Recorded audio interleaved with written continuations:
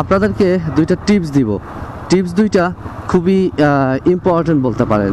যেমন ধরেন, আপনি আপনার গ্রামের বাড়িতে যাবেন, কিন্তু আপনি বাইক নিতে যাচ্ছেন না, আপনি বাইকটা বাসায় রেখে যেতে যাচ্ছেন। সেক্ষেত্রে আপনার করণীয় কি?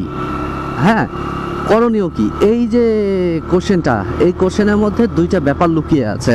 একটা ব্যাপার হচ্ছে, আপনি যদি বাড়িতে লং টাইমের জন্য যান, অ্যাজ ফর এক্সাম্পল ধরেন 1.5 মাস 2 মাসের জন্য যান, সেক্ষেত্রে ডেফিনেটলি দুইটা কাজ করতে হবে।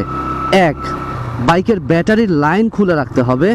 আর দুই, আপনার বাইকের টাঙ্কিটা ফুল করতে হবে, মানে তেল দিয়ে ফুল রাখতে হবে। এতে করে দুইটা উপকার। সেটা হচ্ছে, আপনি যদি ব্যাটারির লাইন খুলে রাখেন, তাহলে আপনার ব্যাটারি ড্যাম হবে না, মানে ওটা ড্যামেজ হবে না, বা ব্যাটারিটা যে নষ্ট হওয়ার প্রবণতাটা সেটা থাকবে না। এটা গেল প্রথম ব্যাপার, ব্যাটারি।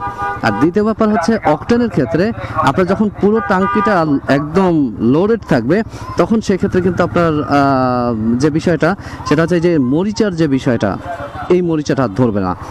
এটা হচ্ছে বিষয়। এবং চেষ্টা করবেন বাইকে সবসময় ফুল লোডেড অবস্থায় তেল রাখার জন্য। হ্যাঁ, তাহলে অ্যাটলিস্ট আপনার বাইকের মরিচা থেকে একটু বাঁচতে পারবেন। এই হচ্ছে মোটামুটি দুইটা টিপস। সো টিপস দুইটা কেমন লাগলো সবাই কমেন্ট করে জানাবেন।